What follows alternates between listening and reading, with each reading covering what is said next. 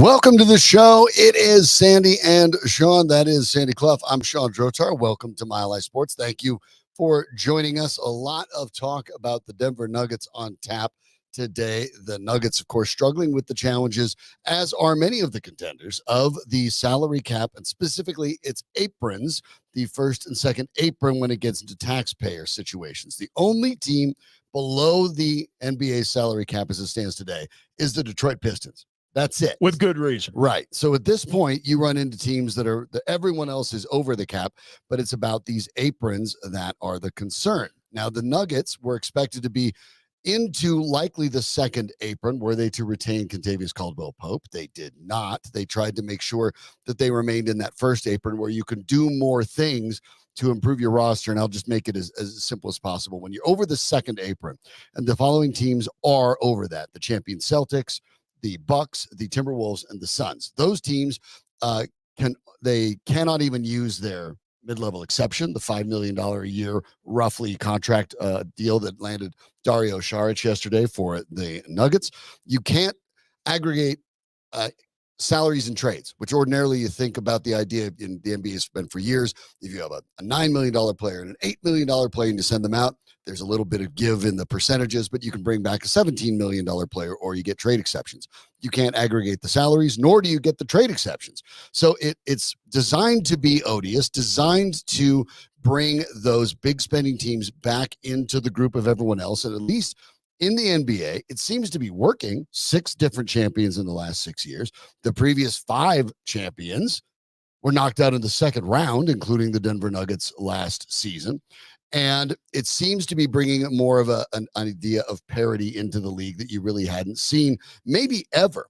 But for the Nuggets, it's insanely difficult to navigate right now because of some moves that they had made a couple years prior. You mentioned JaMychal Green yesterday.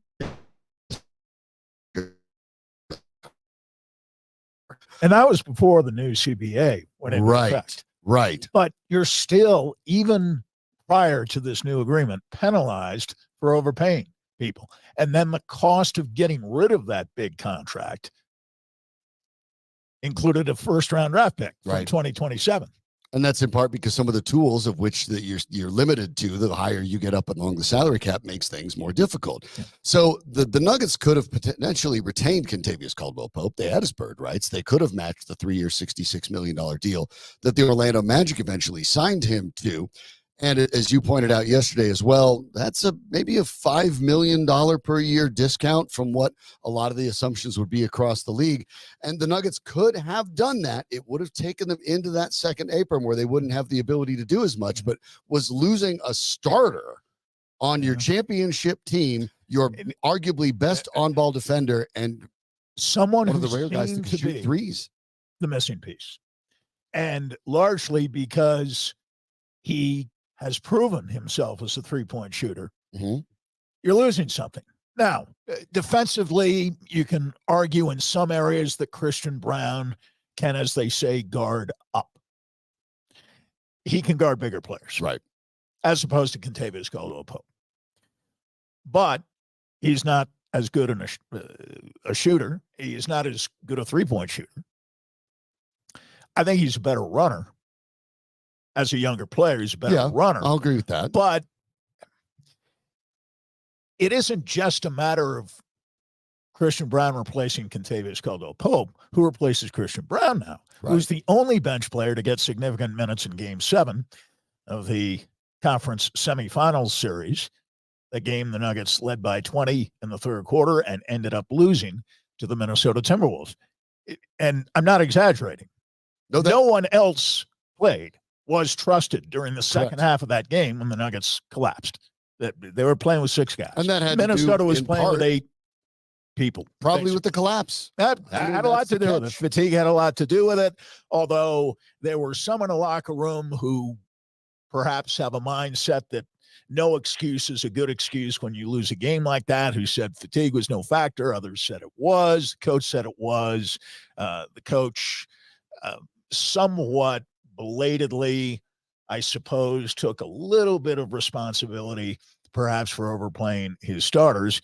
But I will say this. It wasn't Michael Malone's fault that Michael Porter Jr. didn't hold up his end of the bargain. No. And it wasn't Michael Malone's fault that during the playoffs, not just the Minnesota series, the playoffs, Jamal Murray was a 40% shooter overall and a 30% shooter from three-point range. Yeah, and some of that may have had to do with fatigue, and some of it may not have. We'll talk more about Murray and injuries. His contract coming up a little later with Ryan Blackburn of Mile High Sports. But you look at the three-point shooting, and we know the Nuggets need more of this. This is a three-point shooting league. We watched the Dallas Mavericks add Klay Thompson, a team that got there essentially on their ability to shoot three. We watched the Boston Celtics, a team that shot threes as often and as well as anyone in the league, walk away with the Larry O'Brien trophy. This is a league in which if you can't make threes, you're in trouble. The Nuggets shot the fewest threes in the league at pace. And when you look at their three-point shooters over the course of the regular season, the larger sample size, Jamal Murray led the way with 42.5%, KCP at 40.6%. We'll move away from players who have moved on or didn't play significant time. Michael Porter Jr., 39.7, but as you pointed out, kind of vanished in the Minnesota series. And then it is Christian Braun at 38.4. Now, it's worth noting that he took only 2 threes per game, whereas KCP took 4. So in that regard, the higher percentage maybe looks a little more impressive given the fact that there was even a larger sample size. But maybe the idea that Braun could continue to improve and maybe match what KCP did is not that outlandish. And this is where it's tricky, because when you look at what the Nuggets have coming up, Jamal Murray's due for an extension. We'll talk about that with Ryan Blackburn in a bit. In late September 27th to be exact, Aaron Gordon is available to get a contract extension worth about $143 million. These things will bring the Nuggets up into those aprons, and presumably this is why they've been making the moves they've made, including letting KCP go. But does it feel a little bit as if the bad habits that the Nuggets might have had in years prior to Nikola Jokic, where they were interested in spending, but only to a certain extent, is this more a function of the salary cap and its aprons, which are highly aggressive? Or is it the Nuggets maybe getting a little bit gun shy about signing bigger deals to their existing players? Well, I think there was a period there, even when Jokic was developing, that the Nuggets made some mistakes in free agency. Some of the draft picks didn't pan out quite the way they expected. Hi there, Zeke Naji. Right. I think we cataloged some of those errors yesterday, and I think there is a kind of fear of the second apron that is not unfounded entirely, but the Nugget mistakes made by both the previous and current regimes. Yeah, and that's worth noting too. Both. But under the same ownership in both cases, right. Are coming back to haunt them a little bit. The phrase is the chickens are coming home to roost. You made a good point about the three ball, because the counter argument might be, well, you have the best player in the world, Nikola Jokic. He shoots threes reasonably well, but he doesn't shoot a ton of threes. You have the best player in the world. Why do you need the three ball? It's because everybody needs the three ball.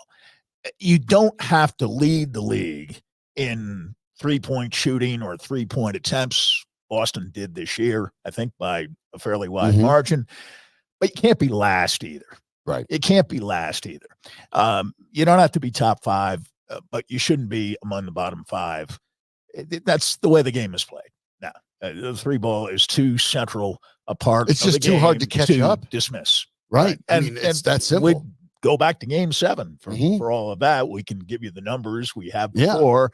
We can give you all the numbers. But in that series, Minnesota simply was the more aggressive and efficient three-point shooting team. And that had a lot to do with their winning. They had more threats on offense than the Nuggets did. And the Nuggets played their stars so much that by the end of the series, that was kind of all the Nuggets were doing, was hoisting up threes that with dead legs, dead legs. They didn't have the strength to get to the basket either. So it was a combination. The game today is the three ball and paint points, and the Nuggets weren't getting a lot of either in the second half of Game 7. So, there is truth to the idea that reaching the second apron, exceeding the second apron, is dangerous practice nowadays. But the Nuggets, I think, prided themselves for a long time on not extending people before they had to and not overpaying players. And the max contract given to Michael Porter Jr. stands out, and they're about to give another one, it would appear, following the Olympics anyway, to Jamal Murray. Jamal Murray's issue is injuries. He's missed 151 regular season games since he tore his ACL in the late winter, early spring of 2021. That's a lot of games missed. And he played well into June, as we all know, last year when the Nuggets won the title. And one of the points Calvin Booth made fairly recently was that Jamal Murray had to demonstrate that after playing well into June, he could come back the following year and be approximately as good. He was neither as good in the regular season this year as he was in 23. And he, in addition, was not as good in the playoffs as he was in 2023.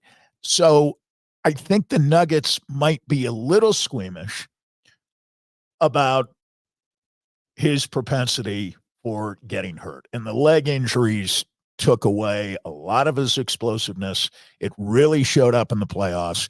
People remember the 2-game winning shots against the Lakers, but otherwise he didn't have a very good series against the Lakers. And it was camouflaged by the fact that he hit those 2-game winning shots. He's a big shot guy. He's a tough guy.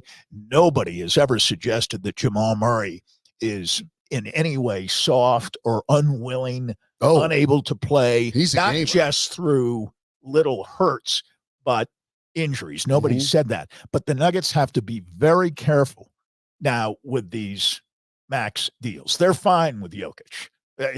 Jokic is perhaps even underpaid. But giving Porter that kind of deal when he is not a max player, good player, at times a very good player, but he's not a max player. And they're paying the price for that now, and they'll continue to pay the price because at some point Aaron Gordon will be up, and they'll have to make a choice there. And when Aaron Gordon is up, he'll be in his 30s. Right. And it'd be a 4-year, $143 million extension is what he's eligible for. Hard to believe that the Nuggets would not do that. But of course, the question is, how can you do it in a league where it's designed to make the players move around so you can't stack those super teams? It's maybe been a little more remarkable when you realize the Denver's super team, and I use the finger quotes a little bit here for those watching, it was a squad that really wasn't, this wasn't Magic, Kareem, and James Worthy. This was Nikola Jokic and some nice players in Jamal Murray and in Aaron Gordon and in Kentavious Caldwell-Pope and Bruce Brown.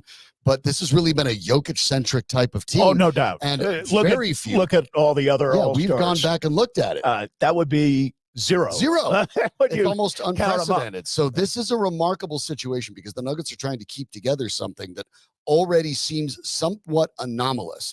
But to make sure that continues, they're going to have to find an X factor on their roster. They may actually have one. We'll talk more about Julian Strawther right after we talk about, this gorgeous day outside makes you want to swing the sticks. Good golf day and always a good time to get out and play golf. The city of Denver is the perfect golf pass for you, whether you're just getting started or have played for a very long time. The practice and play pass is, in fact, for those new to the game to practice what they've learned and transition it onto the golf course. It's called the Learn and Play Pass 1.0, geared toward adult beginners, people who have never held a club, players looking to advance their game. Then there's the Learn and Play Pass 2.0, if you've been playing for a while, designed to be flexible for intermediate players looking to improve and fine-tune their game. Just looking to have some fun? Well, the Friends and Family Pass lets you play mini golf or hit the driving range, and you can bring up to 3 guests with you every time with 8 unique courses and opportunities for all skill levels. Denver Golf is perfect for anyone. Learn more about everything Denver Golf has to offer by visiting cityofdenvergolf.com. Come home to play. Denver Golf is your neighborhood course. Without Kentavious Caldwell-Pope in the fold, the Nuggets are really desperately short of three-point shooting. Now, we went over how Christian Braun wasn't all that far behind KCP last year, and perhaps with another year and experience and the understanding that he is expected to be the starter, certainly earmarked as such, that he might be able to get just a little bit better and match that. So that there's reasons, I think, to believe in what Calvin Booth said after the season, and he believes that Christian Braun may be ready to step up.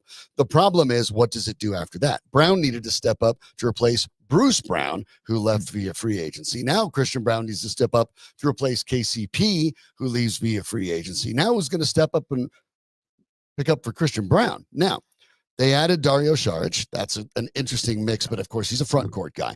There is still discussion about Russell Westbrook. We'll talk about that as well, but again, not really expected to start if you add him. But I do wonder if Julian Strawther might be the guy that makes that next leap. Because remember, the first-round draft pick out of Gonzaga last year, 29th overall selection. The overall numbers, not that impressive. 4.9 points per game, 1.2 rebounds, 0.9 assists. Not impressive. But his numbers were consistently going up, Sandy, as the regular season went on until he suffered that injury in January. He was playing almost 16 minutes a game in December, 15.9 minutes per game in those 15 games, and averaging 7.5 per while shooting 40% from the field. Those aren't amazing, but for a rookie only really a month and change in, not too bad. In his sixth ever game, he had 20-plus points. So we know that Strawther can shoot. We know that Strawther has length. Can he be the guy to pick up for Christian Braun and maybe start taking on that 15, 16, maybe even more minutes than that next season? He will take part in Summer League. That will start for the Nuggets on the 12th against, curiously, the team that currently holds Russell Westbrook. He won't be involved in Summer League. That would be the Clippers. But Strawther was asked specifically about what he's looking forward to in Summer League this time around. Definitely just explore my game as a playmaker. You know, obviously, Maul can't bring the ball up every single second, every single game, and he needs help. He needs someone to help relieve him. So they're looking at me as a guy who can possibly help relieve with ball pressure and ball handling responsibility. So I'm definitely trying to go out there and do that this weekend here at Summer League. Strawther is listed as 6'6", kind of much like Bruce Brown in that case, was a little bit shorter. Can he be a big ball handler a la Brown, or is that the best usage of his skills? Because to me, I look at very few guys on this team that can shoot threes. One of the reasons why I presume Russell Westbrook's being talked about. But until and unless he's in the fold, unless Jalen Pickett is going to step up, Colin Gillespie is gone, who's there to start picking up the ball when Jamal Murray is off? No one is. That's bad. It's real bad. Yeah. So we'll have to find out. You don't have a natural point guard established, even as a 15 to 17 minute. Not even close. You don't have that. You also don't have people who shoot threes efficiently and regularly. Mm-hmm. That's the problem. The whole second apron thing really. I know where the Nuggets would have been had they matched the Caldwell-Pope. They would have been sitting right at the cusp of that second apron. But they would have been, for the next 3 years, basically set, at least with their starters. Basically set. What did the Nuggets boast about all year long last year? Best starting five in the league. Best starting five in the league. Best starting five in the league. In point of fact, in the Minnesota series, their starting five was outplayed by Minnesota's starting five. That's statistically true. I think it's demonstrably true if you watch the series. Absolutely. From the first two games to the last two games. The three in between were okay. Denver won all those three. But the first two games and the last two games exposed the weaknesses. And you could have had your starting lineup set. And, I know it puts you in a sticky spot, but you're a championship contending team. Right. Everybody has problems, including several other teams who have championship aspirations every year, who are also in that same second apron position. I'm getting to a point here. The point to me is you have to make do perhaps with less along the way. It's a trade-off. Okay, you stay below the second level. You avoid those stringent penalties. Okay, well, your bench has got to be better. And for bench to be better, you got to play the guys on your bench, whether they're real good, real bad, or most often somewhere in between. Nobody expects Julian Strawther to be in the running for sixth man of the year in 2024-25. That is ludicrous. Right. But I will say this about Šarić. I will say it about Strawther. I will say it about Holmes. 3 different players. 2 picks. 1 recent acquisition. Mm-hmm. They all have to play 15, 17 minutes a game, whether Michael Malone wants to do that or not. Šarić, I think, will play 15 to 17 minutes a game. Agree. He's a veteran.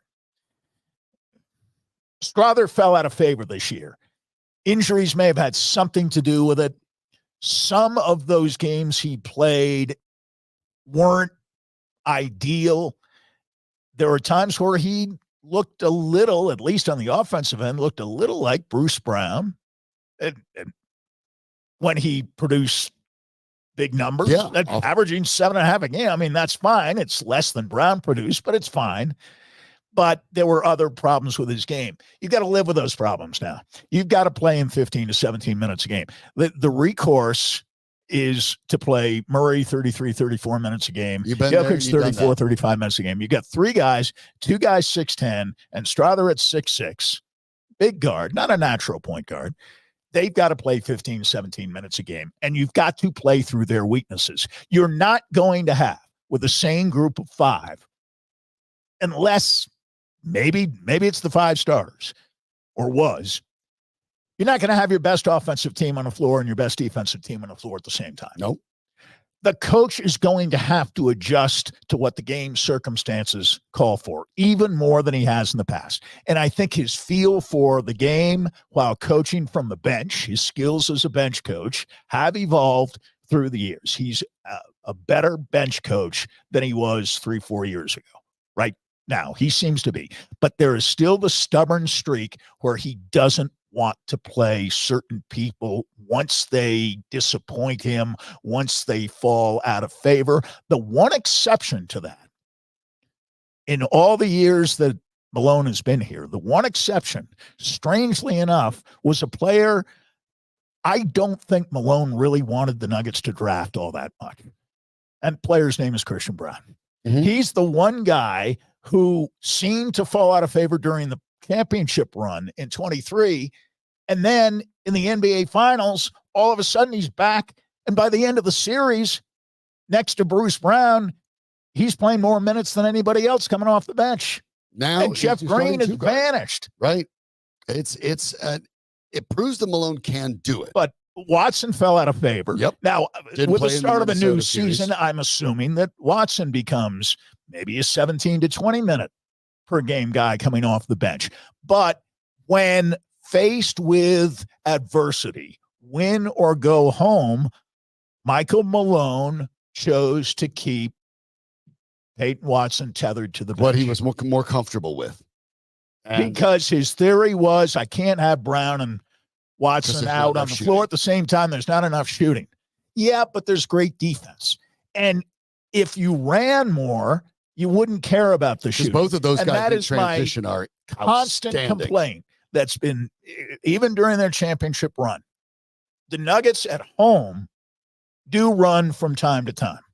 On the road, they almost never do. I don't understand why a team playing at altitude isn't one of the top 5-10 teams in pace every single year. And I'm not saying they have to be number one, as they were throughout the 1980s with Doug Moe as the coach, and close to the top, if not right at the top, with George Karl, especially during George's last 5 or 6 years here.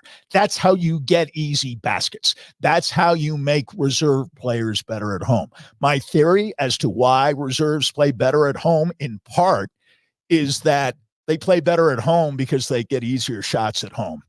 They get easier shots at home because they run more at home. Most teams run more at home than they do on the road. Just like most baseball teams, play better, either offensively or defensively, as far as pitching is concerned, based on the design of the park, they adjust and build their team around the park designs. They're better at home than they are on the road. Rockies have always been a particularly good example of that. They've won almost twice as many games at home this year as they won on the road. So you tailor your team to the situation. And yes, you have guys who are better defensive players, and you have guys who are better than offensive players, but you have to find not just one combination, a starting five. You have to find several combinations that work for you, where the strengths of one or two players cover for the weaknesses of one or two other players on the floor, and vice versa. With Watson and Brown now being split up, that the defense off the bench changes, but they added a defensive player of the year in his conference, and a guy that, by the way, plays awfully well at pace in Deron Holmes II. Holmes, of course, among the all of college leaders in dunks, in when you're talking about alley-oop dunks, runouts, he's very, very good.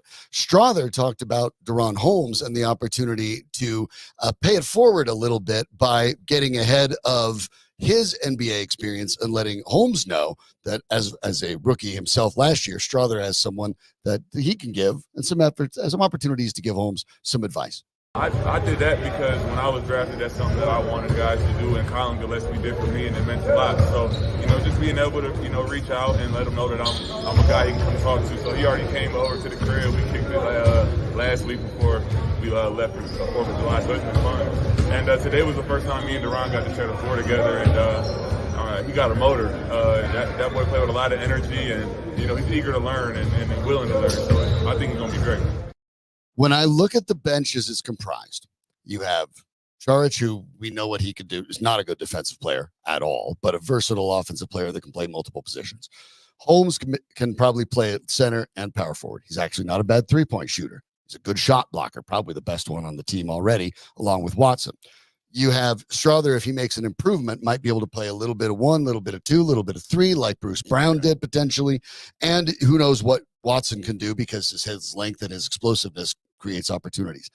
There feels like, to me at least, at the moment, there is enough bench talent and versatility within that bench that, looking at what Calvin Booth has done, given the strictures of the salary cap, I think it's pretty solid. And if you were to somehow manage to land Russell Westbrook, okay, so much the better.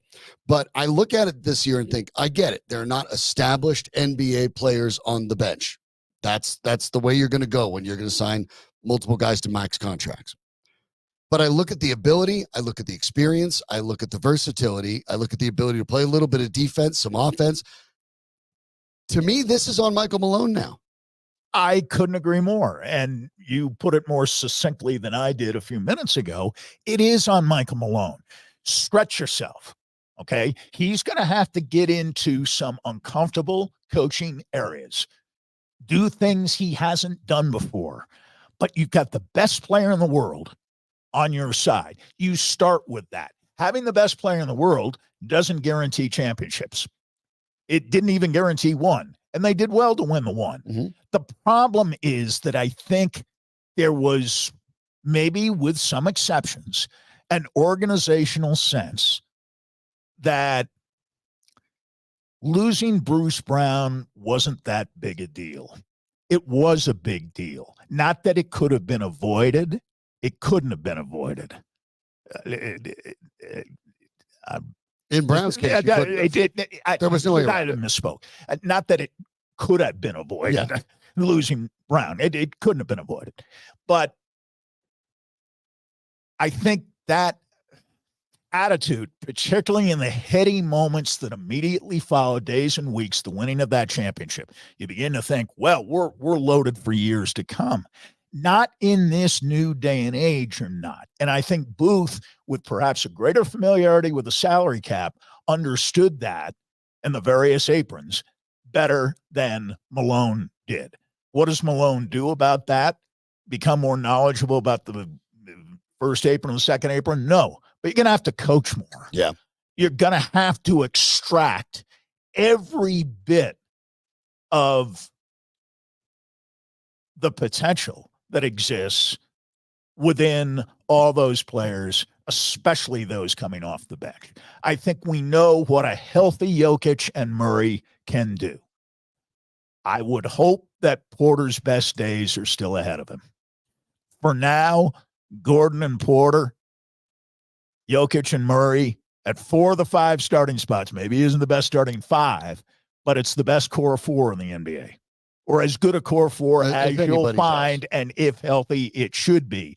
You've got to find, as Boston did this year, a 5th, 6th, 7th, 8th, at least 4 guys beyond those core 4 who can be at least serviceable and may every now and then make a major contribution toward winning a basketball game. Well, you don't get to go into battle with the soldiers you want. You get to go into battle with the soldiers you have. Exactly that's right. The nature that the Nuggets are going to be this year. Of course, getting Jamal Murray's new extension is a big part of that equation. We'll talk about that with Ryan Blackburn in a moment, but want to remind you that if you have been trying to navigate the Colorado home market and look for a buyer, it has been crazy for years, and you will definitely need help because it's even crazier this year than it has been lately. So you want to talk to my friends Dave and Mark at Q Real Estate Group's Colorado Luxury Home Team. You heard me talk about it before. When I say they're Colorado's luxury home team, that doesn't mean the type of homes that they'll work on. They'll work on everything, condos to castles, you name it. It's the service you get, the luxury, hands-on service. You're not dealing with one of those big companies. You're dealing with them. You get stability, you get experience. 25 years in the exact same offices. They've been through all the highs and lows, all the ups and downs. They know how to make sure that you are in the best position to sell your home when you need to do that, because it's the most valuable asset you will probably ever have. You want to maximize your revenue. The Fed's still expected to lower interest rates at some point this year. So beat the competition, buy your new home before the frenzy returns to Denver. And maybe you're thinking of a new build. Well, home builders are offering great incentives, but you need to make sure that you get everything you can out of them. So you can still let Dave and Mark represent you to make sure that you're getting the maximum for you. So call Dave and Mark at the Key Real Estate Group today at 720-900-LIST. That's 720-900-LIST, or visit them today at keyrealestategroup.com. Always great to talk to our next guest, the host of the Pickaxe and Roll podcast here on Live Sports, as well as the Nuggets lead writer, Ryan Blackburn, joins us. NBA Blackburn is the handle. Thanks for joining us, Ryan. Do you have a piece out explaining why the Jamal Murray deal isn't done yet, even though the framework for the extension is there, 4 years, $209 million. But now we have the Olympics coming up. It's kind of interesting that this isn't done yet, given the circumstances for both the Nuggets and for Murray. Yeah, first of all, thanks for having me on. I was curious about this because when Shams Charania of The Athletic reported that this was tending towards being done, it was on June 27th when he actually reported it. That was 12 days ago. I thought it was done. I didn't really seriously look into this until I didn't see Denver announce anything on July 1st when extensions are supposed to be like finalized and made official. It's funny, right before we went on here, they just made their first 2 official signings, Vlatko Čančar and Deron Holmes. Like that just happened within the last hour. So I was very curious about that because usually in these situations, when you've got a player who, like Jamal Murray, has done a lot for the team, has been a very, very important piece of what the Nuggets have done to win a championship, usually you would want to make that as public and as quick as possible. And I was very curious as to why it didn't happen that way. And the more I dug, the more I sort of uncovered that, yeah, there are still some gaps in what the Nuggets and Murray are trying to agree to. Some gaps, or are the Nuggets waiting, and maybe this overlaps, to see how he comes through the Olympics, whether he's healthy or not? Yeah, it's more nuanced than that, I think. The more I dig, the more I don't necessarily like what I find.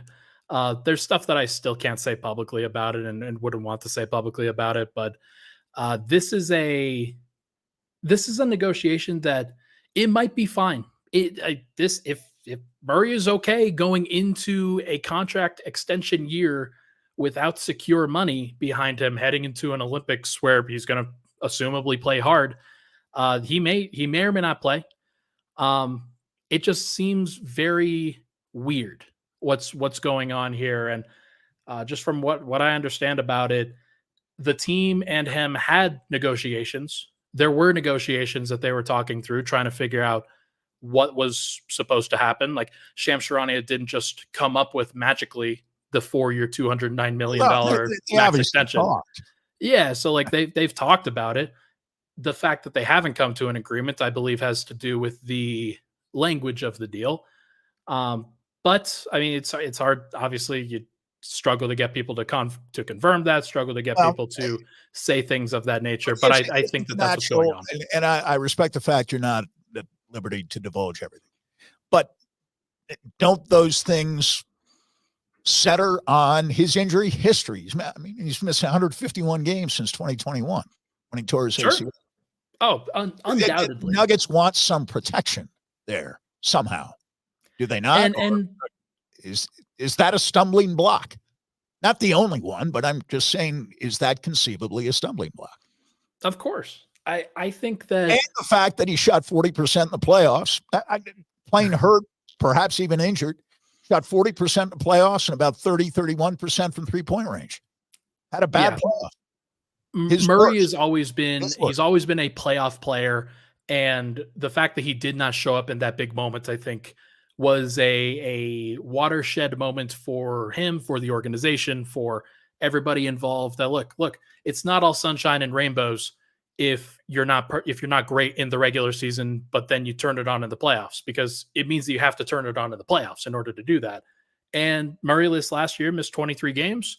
He missed, I think, 14 towards the beginning of the year with I think it was a hamstring strain, and then that sort of set him back. And a lot of people not necessarily very happy with the way that he has taken care of himself and the way that he has approached his training and his physical regimen and things like that. That's stuff that has become public.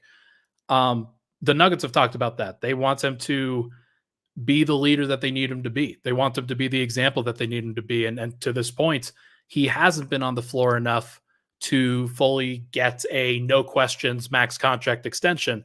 And so when I saw the number from Shams Charania, I was kind of surprised. I thought that they would be a little bit more hard and fast on the negotiation aspect of it because of the sort of the gaps in his play, and that he hasn't been as available as you would want him to be. So it's interesting to see this evolve in real time.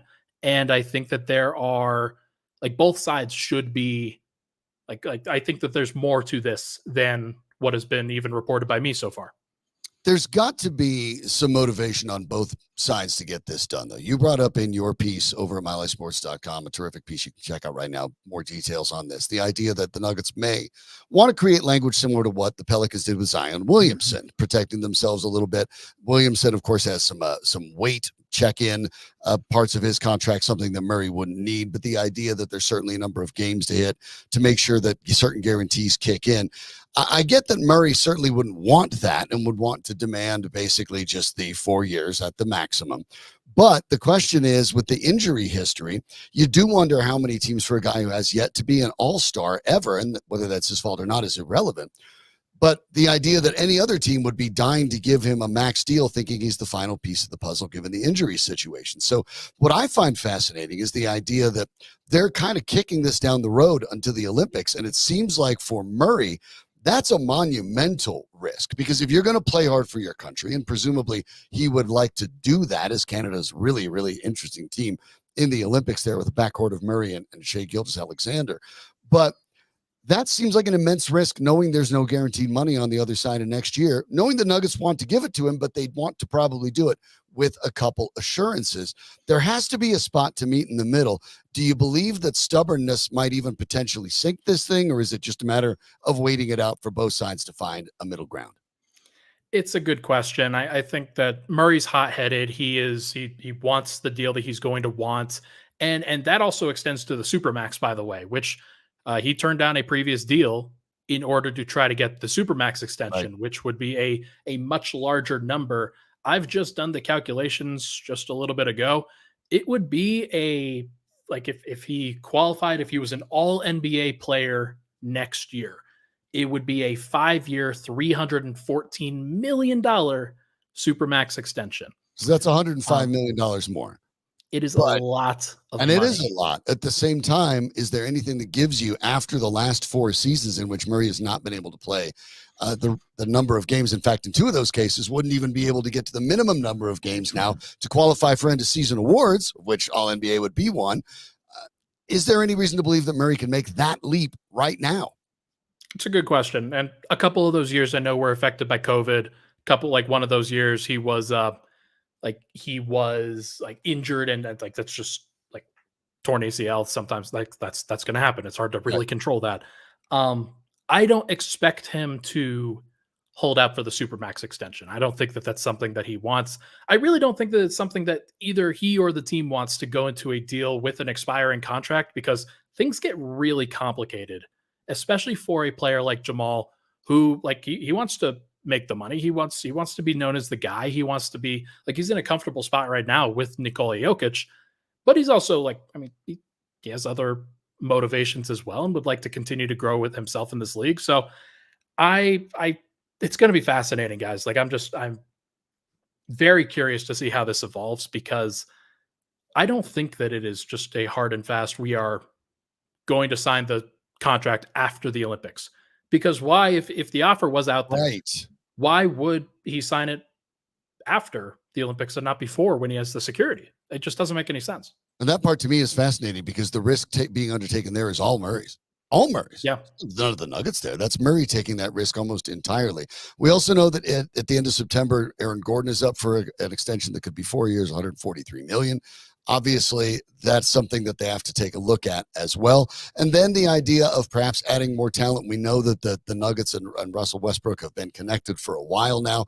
What's the latest on the idea maybe with Gordon and potentially with Westbrook? What is the holdup there? What pieces need to be moved?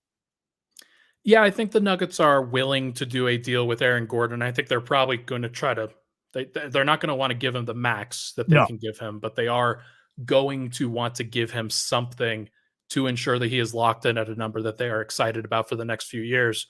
With Peyton Watson upcoming, with Deron Holmes, they just drafted, with Michael Porter already under contract, I wonder if it gives them a little bit of flexibility to not necessarily give an extensive contract, and they might take the same approach that they took with KCP. I don't know. I am not privy to those conversations, but I do think that Aaron is one of those players that he's in the prime of his career. Unfortunately for power forwards that play the physical brand of basketball that he does, as the athleticism wanes, the effectiveness and the impact often wanes pretty soon after. So it would be like, it's a dangerous one if they want to give him this maximum amount of money. Like the end of that contract could be tough. And yet you want to keep him around for sure, because he's a very, very important piece of this Nuggets team. On the Westbrook front, I will say that they are trying to figure it out. I'm not sure how strongly they are in control of the situation. He's still a member of the Los Angeles Clippers. It's their prerogative where they deal him, whether they decide to cut him, whether they decide to trade him. I'm not sure what that's ultimately going to look like, but I do know that the Nuggets and Westbrook have mutual interest, and that like Westbrook, he would like to be a Denver Nugget. That's what I'll say. Okay.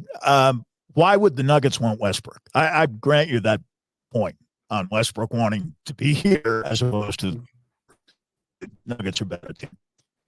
Why would Nuggets be some thrall with someone who can't shoot and who is 35 years old and may not like playing behind Christian Brown? Yeah, that there is something to that, by the way, where you have a young player like Christian Brown who is going to be a first-year starter for the Nuggets in all likelihood next year, and you bring a guy like Russell Westbrook, who is volatile to say the least. He could probably get behind not playing as a starter in front of Paul George and Kawhi Leonard and James Harden. Although they did explore the idea of bringing Terrence Mann off the bench initially, I think for that reason. They decided, hey, we need some semblance of defense in the starting lineup. The Clippers do, so they decided, yeah, let's go this direction instead. But it is fascinating. I think that Westbrook is a better fit for Denver than you do, Sandy.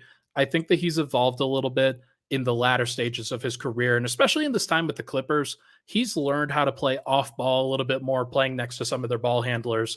He's not going to dominate everything, but I do think that there's still that inkling within him of like, you know what? I think I can take over here. MVP, I know it was a long time ago, but he's still a former MVP.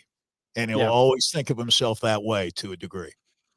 Yeah, and like I have to imagine that if Michael Malone gets his hands on Russell Westbrook, the message will be, we will let Russ be Russ. And I'm not sure if that's such a great idea. Like you want to try to rein that in a little bit, especially for a team that has championship aspirations, that needs things in control. The Nuggets need structure within their second unit.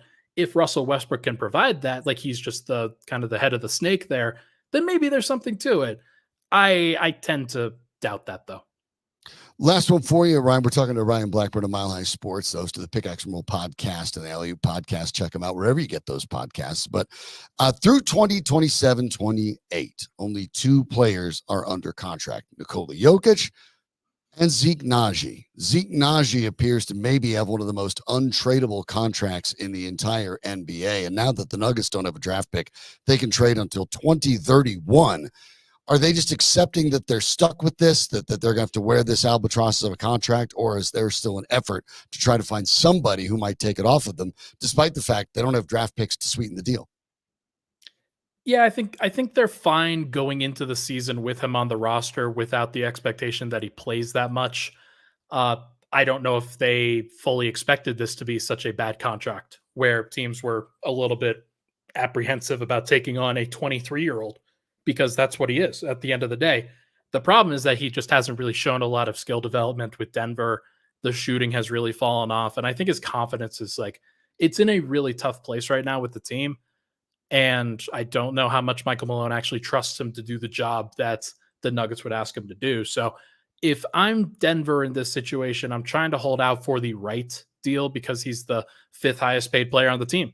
You want him to be a matching salary in one of these trades where you add in another piece that can actually help the roster. But whether that helps or not, whether they can do that or not, that remains to be seen. I don't think that a lot of teams want to take on 4 years of a contract for a player who, like, he fell out of Denver's backup center rotation, and that included DeAndre Jordan. So, like, that's a tough place to be. Yeah, obviously they had Jordan, and then they drafted Deron Holmes to potentially take some of that away as well. There doesn't seem to be room for Najee, at least for the Denver Nuggets on the floor, but they have to pay him. As Ryan said, 5th highest paid player on the roster this year. He is Ryan Blackburn. Make sure you check out all the terrific work he does at Mile High Sports. Go read that deal on the Jamal Murray contract. It's a terrific piece that explains it in much more detail than we were able to go into here. So go check it out and check out the podcast while you're at it too, the Pickaxe and Roll and the Alley podcast. Always good to talk to you. It is going to be a fascinating offseason, even though it feels like the Nuggets are close to done. How they stack up watching the rest of the NBA move in this salary cap apron-laden world will be fascinating. Thanks a lot for all the insight, Ryan. Thanks, Shawn. Thanks, Andy. All right, appreciate it. Ryan Blackburn joining us. And sometimes it's about, in Michael Malone's case, it's getting his guys, right? It's finding his guys that he trusts and believes. Well, Sean Payton for the Denver Broncos has his guys. He knows who they are. Do the Broncos have enough of them? We'll talk about that more in a moment, but I want to remind you to visit our friends over at Rolling Smoke. With that warmer weather, time to get outside and have fun with friends and family. And sometimes you just don't even want to cook as well, even if you like to entertain, or you just want to bring something back because you need a break from the kitchen. That's when you need Rolling Smoke Barbecue. Whether you have a half dozen folks in town, just the family, who knows, 50 or more, the big old family reunion, a wedding reception, you name it. Or maybe, hey, you're just having a monster croquet tournament. I don't judge. Sounds like fun. Invite me. It's Strotar on Twitter. I can probably hang with that. But you can pick up the best barbecue in town from one of Rolling Smoke's 4 locations. You can check them out at Aurora inside the Stanley Marketplace. That's the original. Just follow your nose. You'll find it dead center of the Stanley. In Golden at the Golden Mill, at the corner of Dry Creek and University and Centennial. That's closest to the Mile High Sports Studios, the one that I frequent. Check out the honey bourbon sausage, by the way. And now the newest location is open on 38th Avenue in Wheat Ridge. And if you had to do a show at Red Rocks, well, you can find them there too. So skip the regular nachos and hot dogs. Go get yourself some top quality barbecue. You'll love it. And then when you come back, you're going to want to get it for your family, for your friends, to cater, you name it. And you can get that all with Rolling Smoke. So Rolling Smoke Barbecue, check them out. You can order online there as well at RollingSmokeBBQ.com. Sandy, the idea of the Broncos overhaul has a lot to do with Sean Payton's guys. And that's, I know, a bit of a catch-all term. But we've seen them. He's bringing in players from his time in New Orleans. He's bringing in coaches from his time in New Orleans. Whether it's coaches, whether it's players, everything in between. Sean Payton has been given the keys to the proverbial car, and he's going to drive it the way he's going to drive it. But a fascinating bit of reporting by Nick Kosmider in The Athletic earlier this week. No Denver Bronco has signed an extension with the team since they traded for Russell Wilson. That was a year before Sean Payton came to town. So even though the idea was Wilson would then springboard them back into contention, not only did that not happen, but players were allowed to leave or were dealt. Bradley Chubb was dealt to Miami. In this last offseason, Jerry Jeudy was traded. The free agents that were at least intriguing around the league, Lloyd Cushenberry went to the Titans. Josie Jewell left via free agency. The Broncos haven't re-signed anybody. And that in and of itself might seem shocking. At the same time, this has been a bad Broncos team for a while. So how much of this is Sean Payton being provincial about his favorites, or is this Sean Payton maybe taking a clear-eyed look at this roster and going, hey, this team is bad, it's been bad, and I have to start isolating the few pockets and build some sort of core? It can be argued, and you can go back and look through the archives at all the quotations that came out of the mouths of, in particular, Vance Joseph, Vic Fangio, Nathaniel Hackett, the three head coaches who worked here prior to the Broncos hiring of Sean Payton. And you can find quotes from each of them. How they felt privately might have been a different matter, but at least for public consumption, they seemed satisfied, not completely confident. They weren't talking Super Bowl. No, thank goodness. Right. I don't think any of them really spoke that way, but at the same time, they seemed to be fairly well satisfied at the direction the Broncos were taking in building or rebuilding, which is the R word that no one out there ever wants to use. And that is true with this current regime as much as it has been with the previous regimes. I think Sean Payton, by both his words and especially by his actions, indicates quite clearly that he was not at all satisfied with the roster he took over. Including the quarterback, obviously. Right. And obviously the quarterback was his number one target. We know now, we suspected it, strongly suspected it. Yeah. But we know now that the one guy who did get the extension was the guy that he didn't want. Not as his quarterback of the present, not as his quarterback of the future.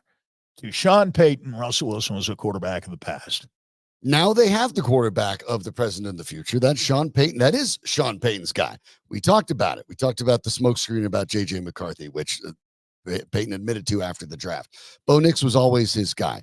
Now, whether you want to argue that Bo Nix should have been drafted that high or whatever, that's up to you. But he was, and he was because the Broncos, I believe, and I think we've talked about this, agree that they believed behind Sean Payton that Bo Nix was at worst the third best quarterback in this draft, maybe the second best quarterback, and maybe if you really hold Payton's feet to the fire, he might not have seen that much difference between Bo Nix and Caleb Williams.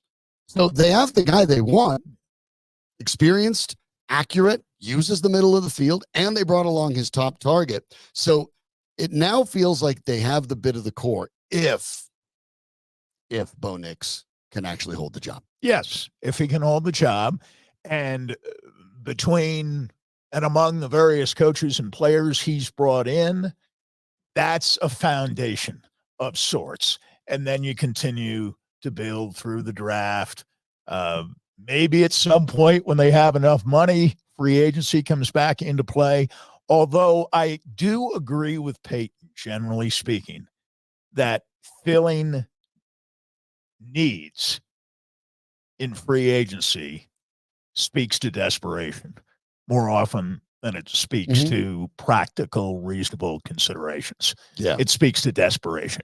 And I think even Sean Payton fell into that trap.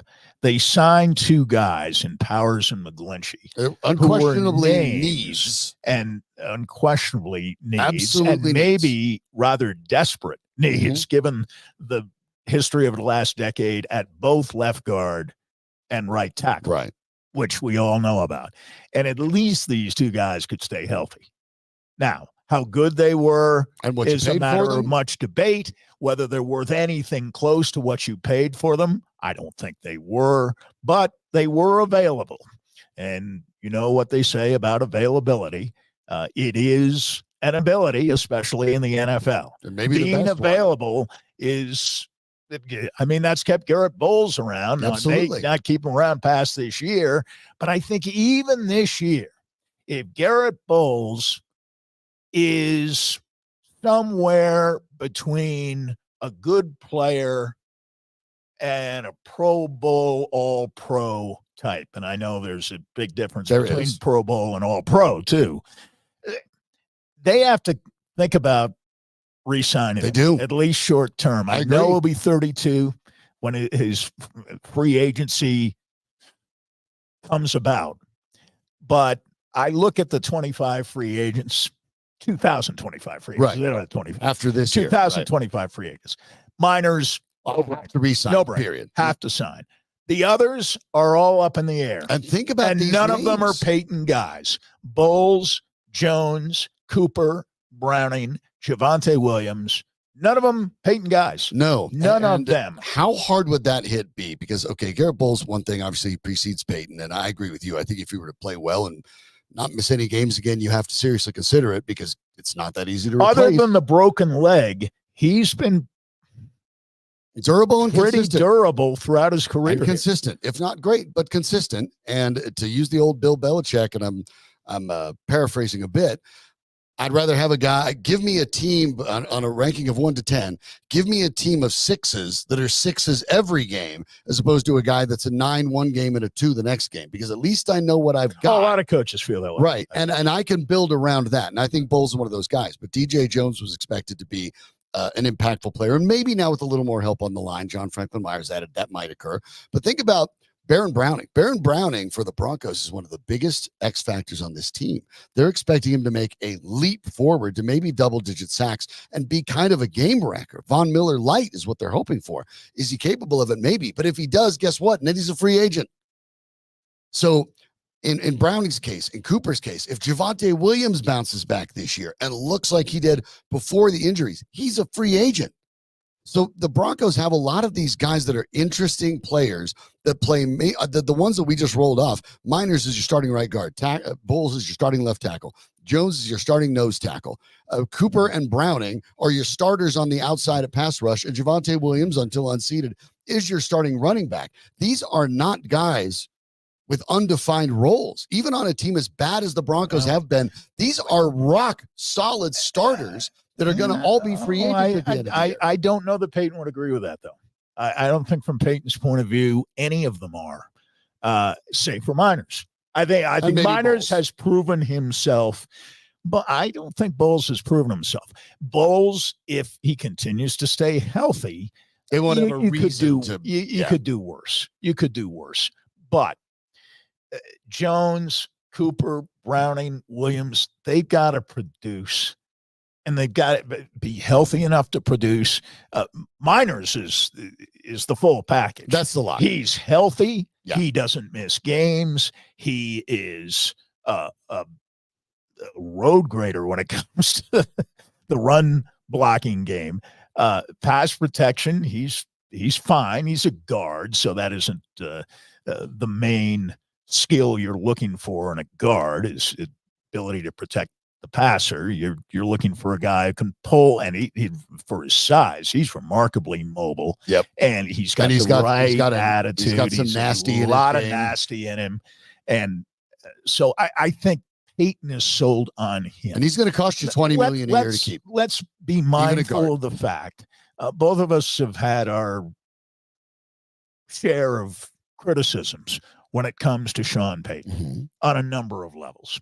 But it has been pointed out by some, and there are people I think we generally agree with and greatly respect, that the difference with Sean Payton is that he came in here and effectively through his actions said this team isn't any good. And that was my point earlier about the other coaches, at least publicly, not acknowledging that. Mm-hmm. And I think that bothered some people. Oh, the Broncos are close. It wasn't that the organizational mantra. Yep. We're a draft pick or two away. We're a free agent or two away. We're a position group or two away from being a playoff team again. And I know Payton said before last year began, he'd be angry if they missed the playoffs. It would torque him off. Right. He had a more colorful metaphor. More colorful metaphor than that. But I think some people liked that. I think some fans even liked that because it was such a polar opposite from what we had heard the previous year from Mr. Sunshine and Strawberries, Nathaniel Hackett, who never had a bad day. His team never had a bad practice. Everything was always great. And then you had Vance Joseph in a slightly different way saying for the better part of 2 years, I can't understand how we lost. We practiced so well on Wednesday. Right. Fans got tired of that. And I think though he crossed the line, the outspokenness and the blunt nature of the way Payton carried himself, especially when they had that little winning streak in the middle of the year, that intrigued people because they hadn't seen that before. You hadn't seen a bad Bronco team run off that many victories in succession since the Tebow team back in 2011 that started badly and finished badly, but had a 6-game winning streak in the middle of the year that got them to 8-8 by the end of the season, got them into the playoffs, and they actually won a playoff game here against the Pittsburgh Steelers. That was not a good football team. No. That wasn't a much better football team than I think the 4-12 team that preceded it in 2010. But Tebow's magic and some great coaching by John Fox and his staff got them to 8-8.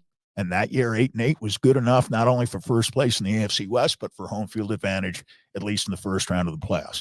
So I think you look at this team and you think maybe since Gary Kubiak, that the Broncos haven't had a winner like this. And even Gary wasn't a proven winner when he came here in the way that Sean Payton was. So I'm just looking at it from the other side. And if people are upset that they traded Chubb or even Judy and they let Cushenberry go and Jewell go, how much were the Broncos winning with those guys?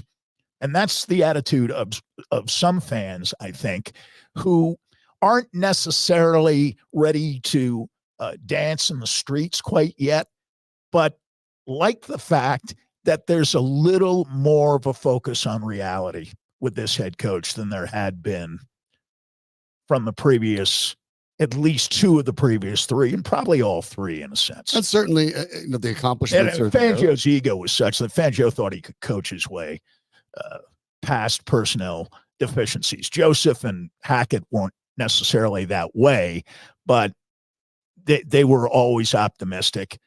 They always thought that the corner was just about to be turned. And what's fascinating, I think, in Payton's case is that, quite frankly, he, despite the fact he initially said they'd be upset when they made if they didn't make the playoffs, the rest of the year he really didn't coach that way. It kind of sounded like a guy that knew this team wasn't very good. And you know what? I do quite frankly respect actions more than words. The opposite of the Fangio approach of even a guy that's won a Super Bowl and has the record that Sean Payton does, to be able to basically say, I have to have a certain amount of talent or even I can't coach them.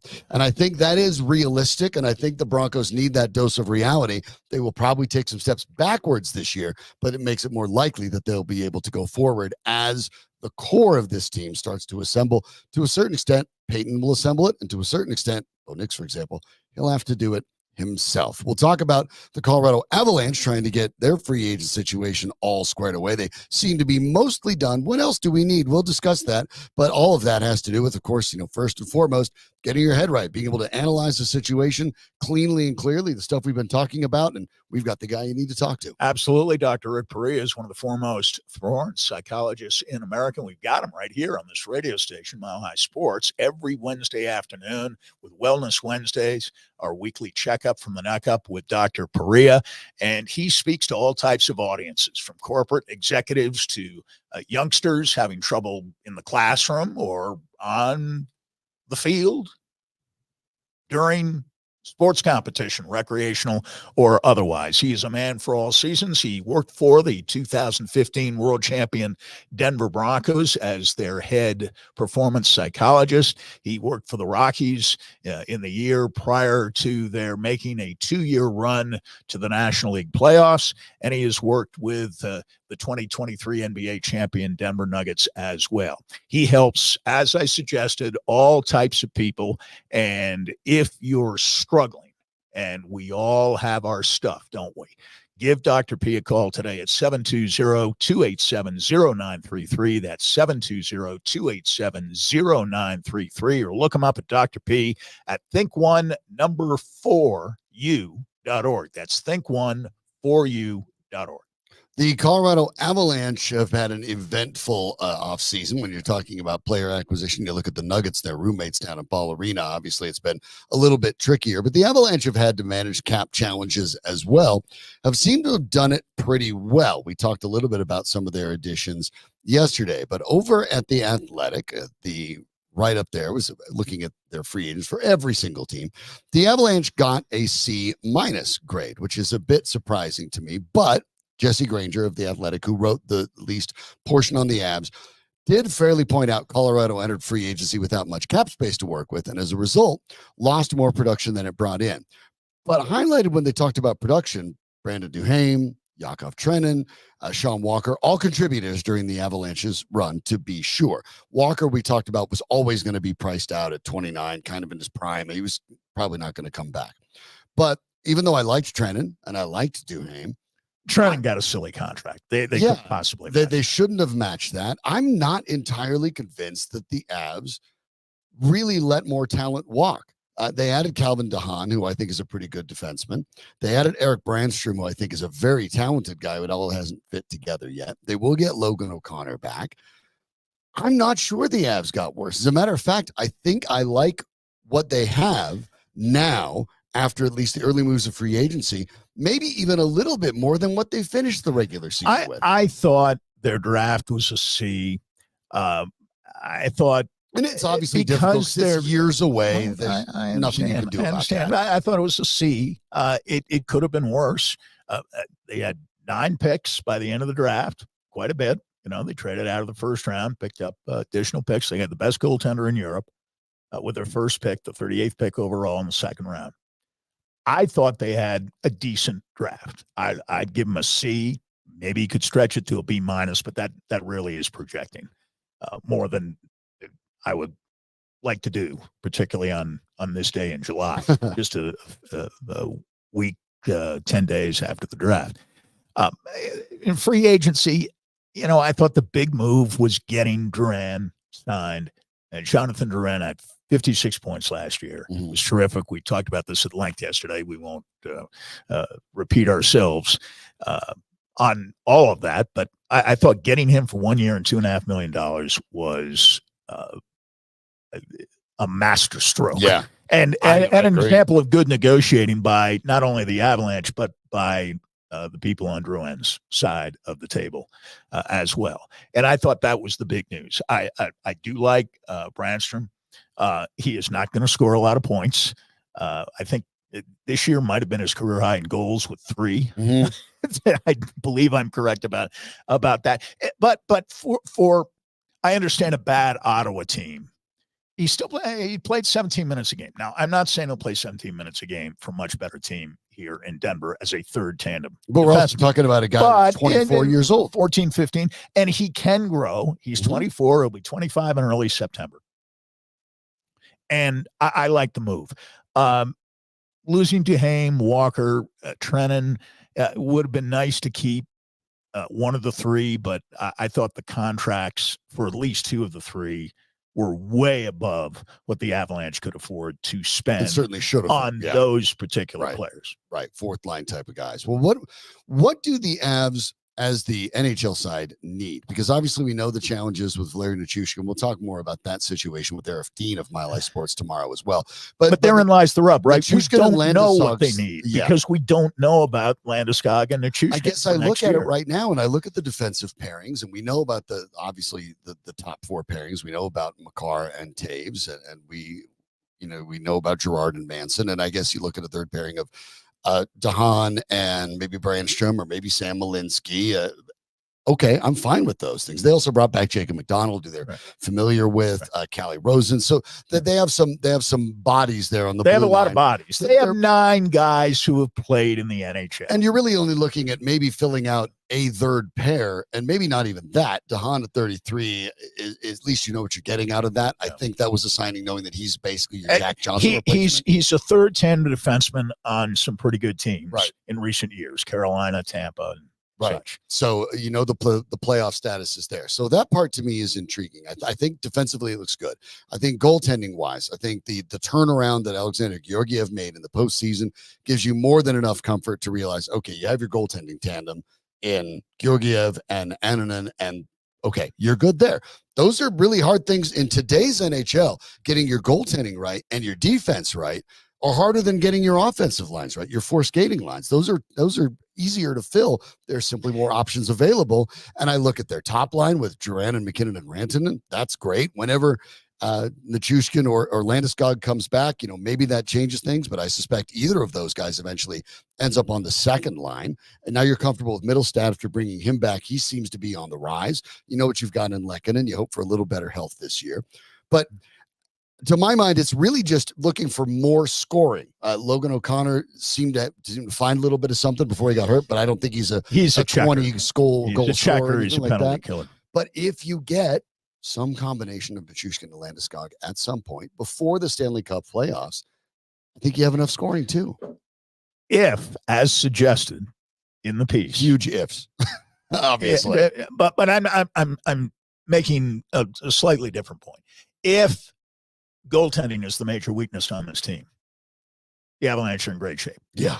If goaltending isn't the biggest question mark, they're probably on the second tier of championship contenders. That's the difference. And again, it all comes back. All roads lead back to Landeskog and Nichushkin for different reasons entirely. If Landeskog can possibly give it a go, he will. I don't know what will come of that. Peter Forsberg tried at least twice to come back here and failed both times. Yeah, obviously you don't know how it's going to shake out. You don't know. Now, Peter Forsberg's problems were lower leg injuries, foot injuries, primarily. Landeskog underwent the kind of surgery that we haven't seen anybody come back from because it's so unusual. Not in the NHL, not in the NBA. Landeskog and Lonzo Ball in the NBA right now. In Chicago had the same kind of surgery. He's talking about playing in September, but he's missed the better part of the last 2 years. Landeskog has missed the entire season in each of the last 2 years. Hasn't played a single game. Hasn't been out there. And by the way, hasn't been all that close. Worth pointing out as well. Nichushkin, I think we even have less of an idea with his situation than we do with Landeskog. I think we can expect at some point Landeskog will give it a go. I have no idea what kind of player he'll be, but I think at some point he'll give it a go. We'll find out, obviously, but the Avalanche at this point, sort of maximizing what they have been able to do given their money under the salary cap. Obviously, at the moment, neither Nichushkin nor Landeskog count against it. Right. That will change when, of course, they do become active, whenever that is. We'll talk about the Colorado Rockies in a moment, but before we talk about some, disappointing athletic things. Let's talk about a fun one, because are you looking for the perfect place to work, play, exercise, and socialize? Well, look no further than the Denver Athletic Club, right in the heart of downtown Denver for more than a century. As a DAC member, you'll enjoy top-notch amenities like a full fitness center, licensed childcare center, spa, massage, Pilates, a golf simulator, and more. But what truly sets the Denver Athletic Club apart is its vibrant community. The member-owned club is all about you, offering year-round social events, co-working, dining, fun for the entire family. The Denver Athletic Club is truly a club for your whole life. And now, for a limited time, new members will pay just, well, it's not even just, it's zero. They've been nothing in initiation fees. So join the Denver Athletic Club today. Go check them out. You know where to find them. Like I said, they're right in the heart of Denver, been there for more than 100 years. The Denver Athletic Club right now with no initiation fees. Go find out what it's all about and what's made it the important center that it always has been in the heart of Denver. The Colorado Rockies, Sandy, started their road trip with the what's the sound that you know like when you're blowing up a balloon and then your finger slips in the air, just goes like that. There, they lose 6-0 to the Reds, their 10th shutout loss of the year. So it's about 1 every 9 games then, Yeah. right? 91 games, 10 times shutout. Oh, my goodness. And the least surprising thing in the world was that the Rockies went on the road and lost to a losing team this year. Against losing teams, home and away, the Rockies are now 15-39. That winning percentage is lower than the one sported by the Chicago White Sox in the American League Central, who are 26-67. These are against losing teams. The Reds aren't and there are that more bad. losing teams than winning teams in Major League Baseball. We all understand They're that. 43, And the Reds 48. aren't bad, especially when they're playing the Rockies. They dominate the Rockies and have for years. Won 11 of the last 12 especially in in Cincinnati. Great American Ball. Yeah. The Rockies now lost 7 straight. And the Rockies weren't case. close. I think we need to emphasize that. This wasn't a matter that they hit 3 or 4 shots. First of all, it's a small ballpark. I know it's hot and very humid, and maybe the ball wasn't carrying, but the rookie making his debut last night for Cincinnati, his ball certainly carried 450 feet. Yeah. On his home run in the 9th inning. And again, the less said about the Rockies bullpen, the better. Actually, Feltner wasn't bad, except when he lost his mind. And on a return throw, he wasn't paying attention from the catcher. Diaz, there was a runner on third base, and he wasn't paying attention. Mm-hmm. And the ball bounced off his glove, and the runner scored easily from third base. But it was a 2-0 game, and you couldn't certainly say until the bottom of the 8th inning that the game was out of hand. The Rockies are 12-32 on the road, which is pretty much their overall record this year against losing teams, the same percentage. They're on a pace to lose 105 games. Ryan McMahon DH last night and had a couple of hits. Nobody else did anything. And when does a slump become cause for major concern? When you go 0 for 26. Now, I understand that the recently deceased and perhaps greatest baseball player of all time at the beginning of his career went something like that. Went 0 for 12, hit a home run off Warren Spahn, and then went 0 for 13 or 0 for 14, something like that, following that home run off Warren Spahn. But that was Willie Mays. Ezekiel Tovar is 0 for 26 with 11 strikeouts. That's the in those part that 26 concerns at me. bats. He is not close. He is not making contact. Right. When he does make contact, it's soft contact. And hasn't affected his defensive play. Made another beauty last night in the field. But it is cause for concern on a team that doesn't have a lot of offense with Tovar hitting. And he looks now like he did at roughly this time a year ago at the plate. Yeah, Tovar now batting .263 with 110 strikeouts to only 13 walks. He might strike out 200 times this year. And that's a problem. When McMahon struck out 198 times last year, even general manager Bill Schmidt went after him. So that's unacceptable. Yeah, so I mean, it's got to be better. You do have to worry about that. Now, when you're talking about the leader on the team in batting average, believe it or not, it's Brendan Rodgers, only because Elias Diaz does not have enough at bats to qualify. Diaz is at 299, still making himself a very, very, very interesting trade candidate if the Rockies would like to do anything about it. But Brendan Rodgers up to 282, McMahon to 274, Brenton Doyle, who was NL Player of the Week just last week. Congratulations there, up to 273. But Tovar now down to 263 with those strikeouts, which put him in the area of, Jake Cave. And that's not where you want to be. So I look at it and think the talent will eventually work its way out, and Tovar has to find a way to get his swing back. But step one is you've got to start getting the bat on the ball, because it's different. All slumps are not created equal, right? If you're this is why you get into some of the advanced metrics in baseball, something that they'll refer to as BABIP, batting average on balls in play. Yes. And you can have a little bit of bad luck with that. In other words, you can be hitting line drives and you can be scorching them right at the shortstop or the third baseman or the left fielder. Most slumps aren't like that, though. And maybe at the end they are. You start to hit the ball hard. They're what they call atom balls. But right now, Tovar isn't even getting the bat on the ball. And that's a concern for a guy who's so young that he could find a way to press. Now, for the Rockies, this might be one of those situations on other teams where you may decide, well, maybe we just sit him for 2-3 days and let him get his head right. But with the All-Star break coming up, I guess you don't necessarily do that. But at the same time, you don't want this slump to continue into the All-Star break, where now you have the entire break to think about it and try to come out, and then you just try to hit bombs the whole time you get out. So you're in the right ballpark, you would think.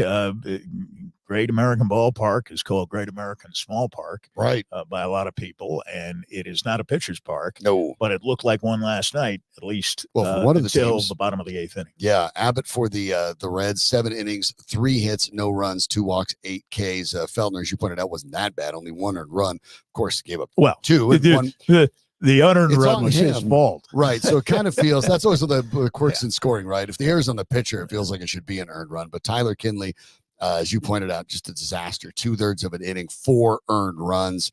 ERA now up to 8.27. Molina follows him and gives up a hit and strikes out, but to bring his ERA down to 6.03. Again, it is, you have to put this into context. The Rockies are part of a division that is actually minus 48, while the Rockies are minus 155. Over in the American League, the Western Division is the only really bad division. 4 of the 6 divisions in Major League Baseball collectively have a plus run differential. NL Central plus 19, NL East plus 10, plus 21 AL Central, plus 116 AL East. Well, we know that division's good. But we've talked about this. The National League is minus 19. The Rockies are minus 155. Only the Chicago White Sox at minus 166 have an inferior run differential to that of the Rockies. The Rockies are fortunate in a lot of ways with that run differential to be 32-59. Yeah, they are. I mean, one of the advanced... And on pace to lose only 105 games, which would be an all-time franchise record for most losses. But still, it's not on pace to lose 110 yet. Not yet. Right now, it's at 105 is where they're at as we speak. But yeah, you talk about some of the early sort of experiments into sabermetrics, right? The idea that the Pythagorean theory, yes, which has to do with run differential and opponent. Being predictive of at least your record. And it, for the most part, has been pretty predictive to the point where even Major League Baseball recognizes it as one of its statistics. Yeah. But you're right. The Rockies at this point, because of that sort of odd run in May, appear to be better than they really are. Because even when you look at the idea of your run, they're only winning month. We look at the pitching, and the pitching is bad. But you look at the power. McMahon has 14 home runs. That's why he's going to the All-Star game. Tovar has 12 and Doyle has 11. Those have been their 3 best players by far. The next best is Michael Toglia, their first base prospect, who is thankfully getting a bunch of time to figure out what he can do. Yeah. He has 10, but he's hitting 187. It's terrible. And it's a home run or a strikeout. That's just not sustainable. Those are 2 of the certain outcomes, right? Right. The 3 home true runs, outcomes. Strikeouts, true outcomes. Yep. And walks. Strikeouts, walks, and home runs. Because the players behind, it only has to do with the batter and the pitcher. Yeah. And he doesn't walk a lot. No, 14 walks to 54 Ks, which is actually quite a bit better than Tovar's 13 to 10. So it's not a good offense. It's not the All-Star game. People who are saying that he got stiffed or he should have been on. I mean, he may still be on there if somebody gets hurt, but Ryan McMahon deserved to be on the All-Star team. Yeah. The players determine that. Absolutely. But the Rockies, when you're talking about OPS plus as a team, which is the way to look at it through, but with changing the park factors around, the only three worst teams in baseball are the Tigers, the White Sox, and the Marlins, and they're actually tied with the Tigers. So it's really just the White Sox. Yeah, the Tigers are a much better team. It's a bad baseball team, and it was disguised. It's funny. They may lose 105 or more games, and it might actually be better than they deserve. Absolutely. They've got a better record than the one they deserve to have right now.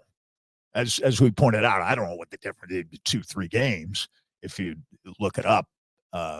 And I didn't do that today, but I will overnight. But I mean, if you're sitting there, hoping for win 30 by the All-Star break, that's a problem. Only 6 games remain until the All-Star break. The next 3 in Cincinnati, and then followed by 3 in New York against the Mets. And here's the discouraging thing: at home, 20-27, which compared to 12-32, looks pretty good, right? Still bad. You could play every game on the pace they're going this year at Coors Field. Play every game at home and lose 93 games. Right. Not even win 70 games. You'd still be dead last in the division. Cal Quantrill takes the hill tonight against Nick Lodolo for the Reds. That'll happen at 5:10 p.m., the second of the 4-game set for the Reds and the Rockies. The Reds have now won the last 7, including 11 of the last 12 at Cincinnati. We'll see it behind Quantrill if they can get it for the rest of the series, at least Quantrill, Freeland, and then Gomber to finish it off. The Rockies at least feel like they have an opportunity to maybe steal a couple of these. The sooner, the better for sure. It's been a lot of fun talking to you today.